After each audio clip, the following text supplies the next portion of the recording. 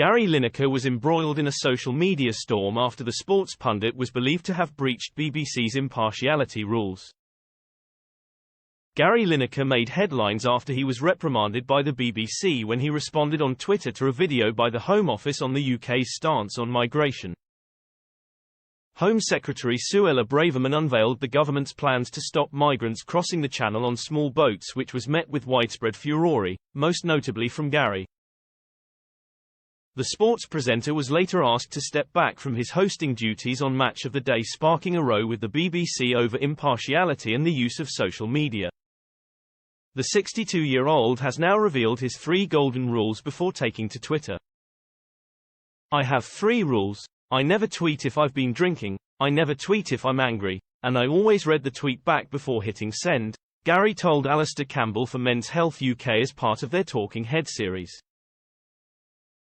He added, "If I have 1% of doubt, I don't post it." The broadcaster received a wave of support last month after he temporarily stepped down from Match of the Day. After the move, fellow hosts, pundits, journalists and players all said they would not take part in Match of the Day, or in other BBC Sports TV and radio coverage over the weekend. The following week, after a weekend of having to scrap its shows and air much reduced coverage, the BBC said it had reached an agreement with Gary and that he would be back hosting again.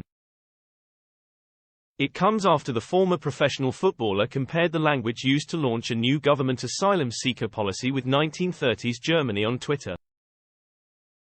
The broadcaster said it had decided Gary would take a break from presenting the highlights program until an agreed and clear position on his use of social media had been reached.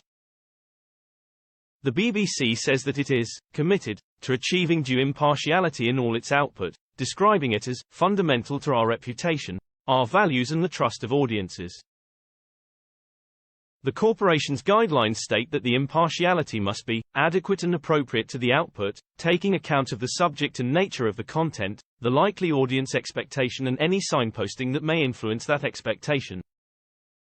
It adds that BBC output must always scrutinize arguments, question consensus and hold power to account, with both consistency and due impartiality.